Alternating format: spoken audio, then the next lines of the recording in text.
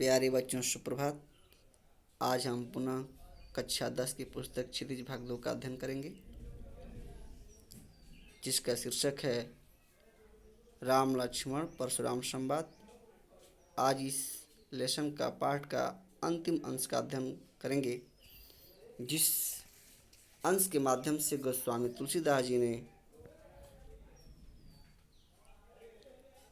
लक्ष्मण जी के बार बार व्यंग रूपी वाणी से प्रभावित होकर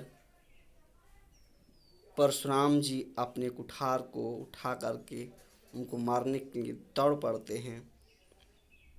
तो उस सभा में क्या होता है, इसका वर्णन गोस्वामी तुलसीदास जी ने यहाँ पर किया हुआ है। कह रहा है, मुनि कहते हैं, परशुराम जी कहते हैं कि हे लक्ष्मण, मैं तुम्हें बालक समझ करके छोड़ रहा हूँ, इसलिए तुम्हें मृत्यु दंड नहीं दे रहा हूँ, अन्यथा तुम कुछ ही पलों में मृत्यु को प्राप्त हो जाओगे। यह बात सुन करके लक्ष्मण कहते हैं, भी हंसते हैं और कहते हैं, कहेउ लखन मुनि सील तुम्हारा, को नहीं जाना विदित संसारा, माता तिहि उरीन भय निके, गुरु रीनु रहा सोच बड़ु जी के। लक्ष्मण कहते हैं, व्यंग कसते हैं और कहते हैं कि हे मुनि, सुनिए, आपकी सहनशीलता को, ठीक है, को नहीं, कौन नहीं जानता है। विदित संसार, पूरा संसार में प्रसिद्ध है कि आप कितने सहनशील हैं, अर्थात आपकी सहनशीलता पूरा संसार जानता है। आय कह रहे हैं कि माता तिहि उरीन भय के, आप अपनी माता पिता के ऋण से बहुत पहले ही उरीण हो गए हैं, मतलब पहले ही उरीण हो गए हैं। फिर भी गुरु ऋण रहा सोच बड़ु जी के, फिर भी अभी आपके ऊपर आपके गुरु का ऋण है।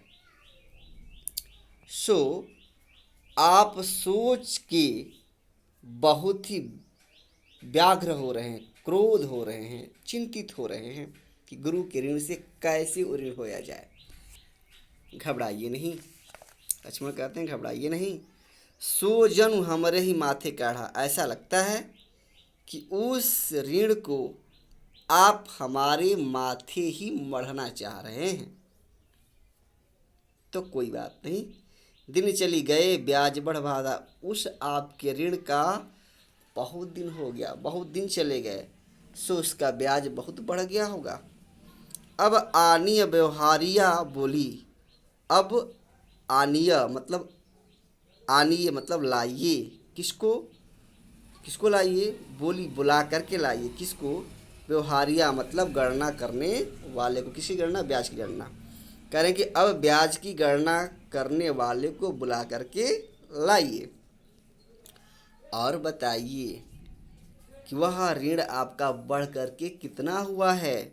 तो मैं क्या करूँगा, तो करेंगे, तुरंत देहूँ मैं थैली खोली, मैं तुरंत ही थैली खोल करके उस ऋण को ब्याज सहित चुकता कर दूंगा। इस तरह की बात जो है लक्ष्मण जी परशुराम जी पर तीखा प्रहार बाणी वार कर रहे हैं। इतना वचन सुन करके क्या हुआ, इतना वचन जब जो है परशुराम जी सुनते हैं, सुन कटु वचन कुठार सुधारा। लक्ष्मण की इस कठोर वचन को सुन करके परशुराम जी ने पुनः अपने फरसे को संभाला, अर्थात तैयार किया वार करने के लिए। तब क्या हुआ, हाय हाय सब सभा पुकारा। तब सारी सभा, जितने भी सभा में उपस्थित लोग थे, सारे लोगों ने हाय हाय पुकारना शुरू कर दिया। त्राहिमाम त्राहिमाम सभा के बीच में मच गई। आय कह रहा है, भृगुबर परसु देखावह मोहि। तब फिर लक्ष्मण बोलते हैं परशुराम जी से, भृगुबर, बर मतलब होता है श्रेष्ठ, भृग मतलब भृगु के, कह रहा कि भृगुबर परसु देखावह मोही, विप्र विचारी बचाओ नृपद्रोही। लक्ष्मण जी कह रहे हैं परशुराम जी को कि हे भृगु के श्रेष्ठ, हे भृगु के पुत्र श्रेष्ठ, मुझे बार बार परशु मत दिखाइए, मैं आपसे डरता नहीं हूँ। हाँ, एक बात जरूर है, विप्र विचारी बचाओ नृपद्रोही। हे नृप मतलब राजा, द्रोही मतलब दुश्मन। हे राजाओं के दुश्मन, मैं आपको विप्र समझ करके बचा रहा हूँ, छोड़ दे रहा हूँ, वरना मैं आपकी फर्श से डरने वाला नहीं हूँ। तब क्या होता है, आगे व्यंग कसते हुए लक्ष्मण कह रहे हैं, मिले न कबहु सुभट रन गाढ़े, द्विज देवता घर ही के बाढ़े। कह रहे हैं कि हे द्विज देवता, ऐसा लगता है कि आपको रण क्षेत्र में किसी वीर पुरुष से आज तक मुलाकात नहीं हुई है। आप तो अपनी वीरता घर ही के बाढ़े, घर में ही दिखाने वाले हैं, रणभूमि में दिखाने वाले नहीं हैं। यह बात को सुनकर के अब बताइए परशुराम जी और क्रोधित हुए। तब तक सारी सभा हाय हाय करती हुई कहने लगी कि अनुचित कही सबु लोग पुकारे, रघुपति शयन ही लखनऊ निवारे। इस बात, लक्ष्मण की इस बात को सुनकर के सारी सभा के लोग कहने लगे कि यह लक्ष्मण, जो भी हो रहा है वह अनुचित हो रहा है, ऐसा नहीं होना चाहिए। तब प्रभु श्री रामचंद्र जी ने अपने आँखों के इशारे से लक्ष्मण को शांत होने की बात कही, चुप होने की बात कही।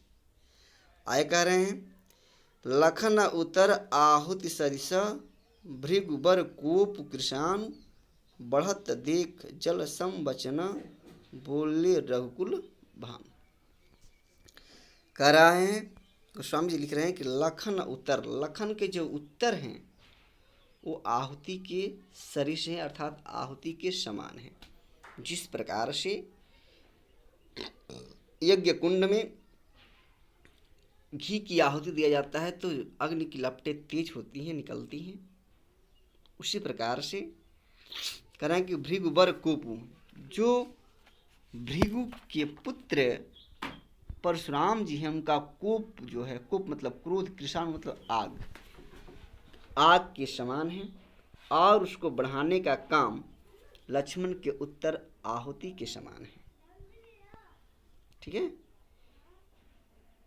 इस दोनों की क्रिया प्रतिक्रिया को देखकर रघुकुल भानु, रघु के कुल का सूर्य रूपी श्री रामचंद्र जी ने विचार करते हुए कैसे वाणी का प्रयोग किया, तो जल सम, जल के समान शीतल वाणी बोलते हुए परशुराम जी से कहा। ठीक है, बढ़त देख, ठीक है, जल सम वचन बोले रघुकुल भानु, अर्थात भृगुनंदन के क्रोध को बढ़ते हुए देखकर जल के समान शीतल वाणी रघुकुल नंदन श्री रामचंद्र जी कहा। जल के समान शीतल वाणी जो है प्रभु श्री रामचंद्र जी ने कहा। अतः आइए देखिए काव्य सौंदर्य इसमें क्या क्या है। तो हम देखेंगे कि कवि ने बड़ी सुंदर ही यहाँ पर जो है अवधी भाषा का प्रयोग किया हुआ है, और साथ ही साथ जो है लक्ष्मण के व्यंग रूपी वाणी से भृगुनंदन का और क्रोध बढ़ता ही जा रहा है। इसका सुंदर उन्होंने चित्रण किया हुआ है। हाय हाय में पुनरुक्ति प्रकाश अलंकार है, ठीक है, और कह रहा है कि सो जनु हमरे ही माथे गाढ़ा में उत्प्रेक्षा अलंकार है। जनु आने से उत्प्रेक्षा अलंकार हो गया। भृगुबर कोप कृषाणु और रघुकुल भानु में रूपक अलंकार का प्रयोग देखने को मिलता है। वीर एवं रौद्र रस दोनों का प्रयोग यहाँ पर है। भाषा प्रवाहमय एवं संगीतात्मक अवधी भाषा का प्रयोग किया गया है। संवादात्मक शैली से पूरा ये अवतरण सुसज्जित है। इस तरीके से देखें, कहीं कहीं अनुप्रास अलंकार भी लगभग सभी पंक्तियों में हमको देखने को मिल रही है। तो गोस्वामी तुलसीदास जी द्वारा रचित यह पाठ के सारे अंशों का हम लोगों ने अध्ययन किया, शिल्प सौंदर्य भी समझा और बहुत ही अच्छा उन्होंने प्रयोग किया हुआ है इसमें भाषा का, और व्यक्ति के विचारों को व्यक्ति करने की जो शैली है वह अति सुंदर रही, सराहनीय है। जो भी थैंक्स, धन्यवाद।